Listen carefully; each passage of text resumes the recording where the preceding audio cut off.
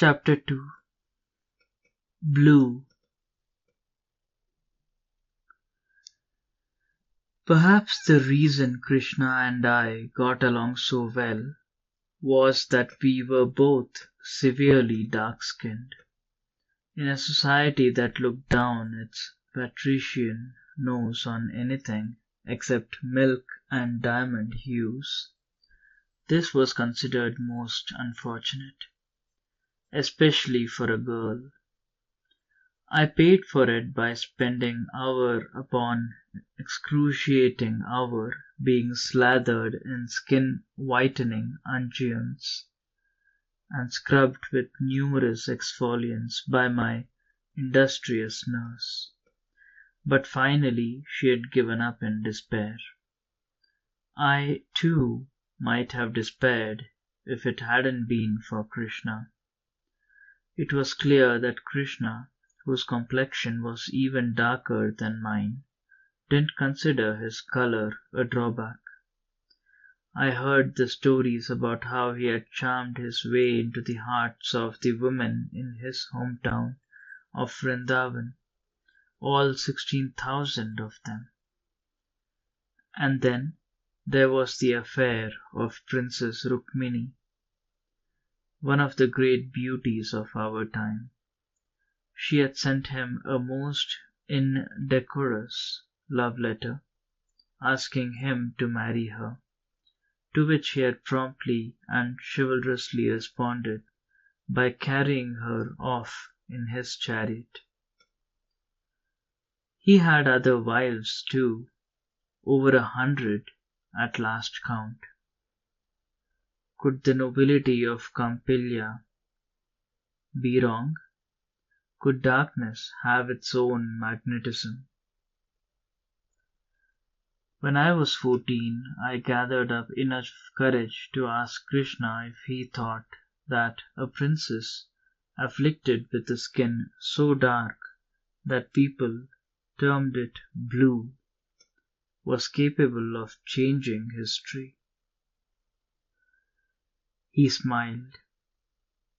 That was how he often answered my questions, with an enigmatic smile that forced me to do my own thinking.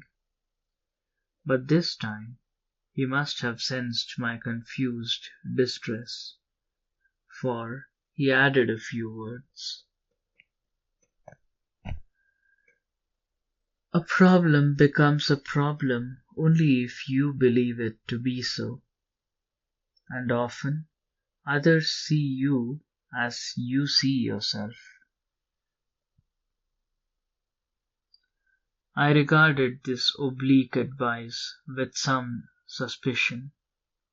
It sounded too easy to be true. But when the festival of Lord Shiva approached, I decided to give it a try.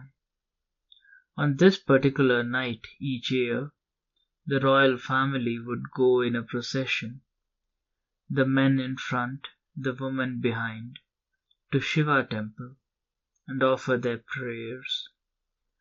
We didn't go far. The temple was situated within the palace grounds.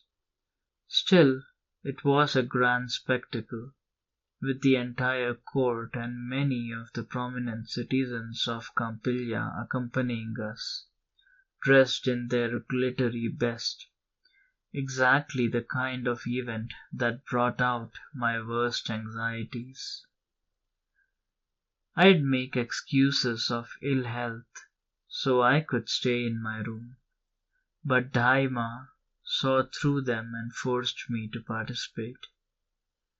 Miserable among a crush of women who chattered among themselves and ignored me, I tried to make myself invisible. The other princesses, with their bright faces and cheerful banter, made me feel doubly awkward as I slouched behind them, wishing Dhri were with me.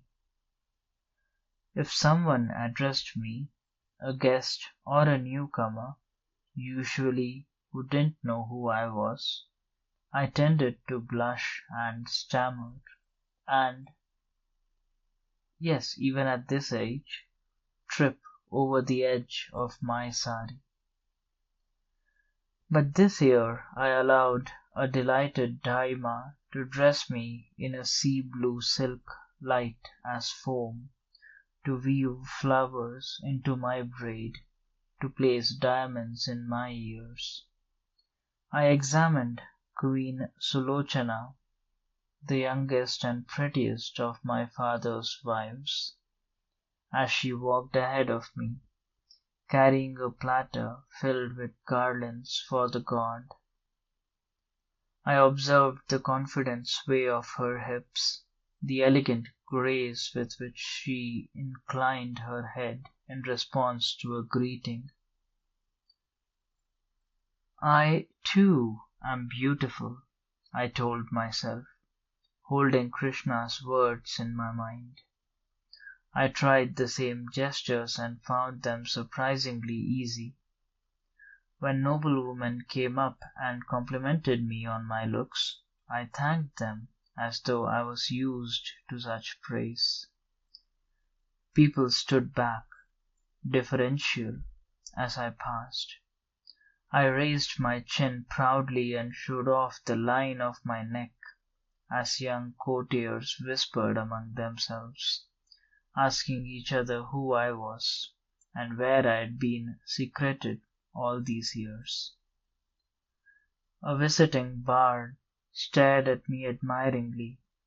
Later, he would make up a song about my unique comeliness. The song caught public fancy. Other songs followed.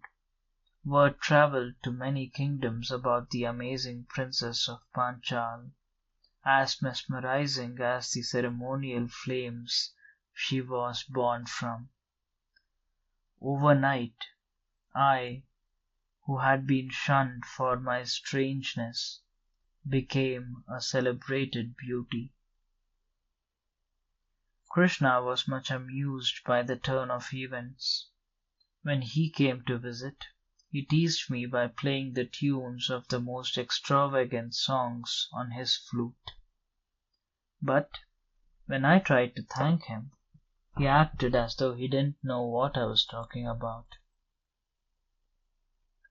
There were other stories about Krishna, how he had been born in a dungeon where his uncle Kamsa had imprisoned his parents with the intention of killing him at birth.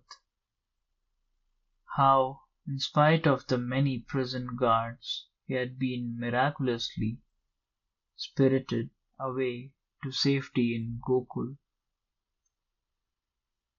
How, in infancy, he killed a demoness who tried to poison him with her breast milk.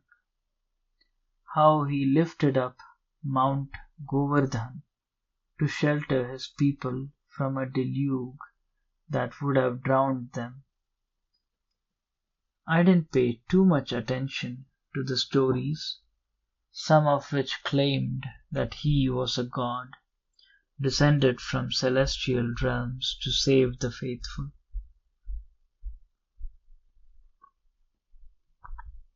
People loved to exaggerate, and there was nothing like a dose of supernatural to spice up the drudgery of facts.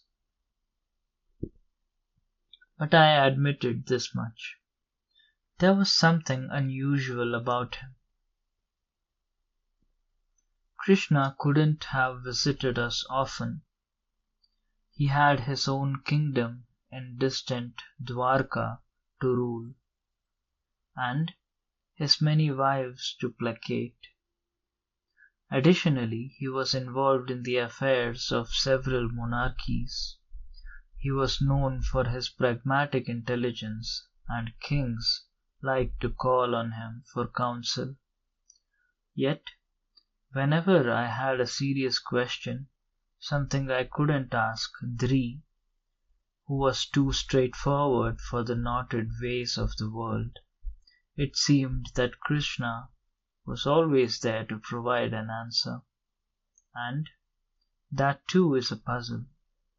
Why did my father allow him to visit me freely when he had kept me segregated from other men and women. I was fascinated by Krishna because I couldn't decipher him. I fancied myself an astute observer of people and had already analyzed the other important people in my life. My father was obsessed by pride and the dream of getting even. He had absolute notions of right and wrong and adhered to them rigidly. This made him a fair ruler, but not a beloved one. His weakness was that he cared too much about what people might say about the royal house of Panchal. Daima loved gossip, laughter, comfort, good food and drink, and, in her own way, power. She routinely terrorized the lower servants and, I suspect, Kallu with her razor tongue. Her weakness was her inability to say no to me. Dhri was the noblest of all the people I knew. He had a sincere love of virtue, but, sadly, almost no sense of humor. He was overly protective of me, but I forgave him that. His weakness was that he believed completely in his destiny and had resigned himself to fulfilling it. But Krishna was a chameleon. With our father, he was all astute politics, advising him on ways to strengthen his kingdom. He commended Dhri on his skill with the sword, but encouraged him to spend more time on the arts. He delighted Daima with his outrageous compliments and earthy jests. And me? Some days he teased me until he reduced me to tears. On other days he gave me lessons on the precarious political situation of the continent of Bharat, and chastised me if my attention wandered. He asked me what I thought of my place in the world as a woman and a princess, and then challenged my rather traditional beliefs. He brought me news of the world that no one else cared to give me, the world that I was starving for, even news that I suspected would be considered improper for the ears of a young woman. And all the while he watched me carefully, as though for a sign. But this I would recognize later. At that time I only knew that I adored the way he laughed, for no reason, quirking up an eyebrow. I often forgot that he was much older than me. Sometimes he dispensed with the kingly jewels and wore only a peacock feather in his hair. He was fond of yellow silk, which he claimed went well with his complexion. He listened with attention to my opinions, even though he usually ended up disagreeing.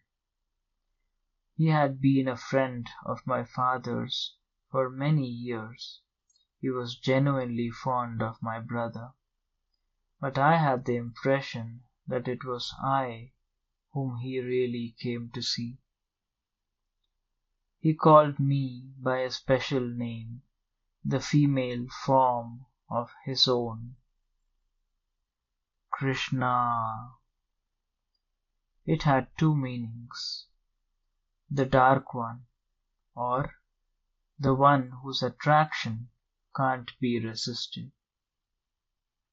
Even after he returned to Dwarka, the notes of his flute lingered in the walls of our cheerless quarters, my only comfort as Dhri was called away more and more to his princely duties, and I was left behind.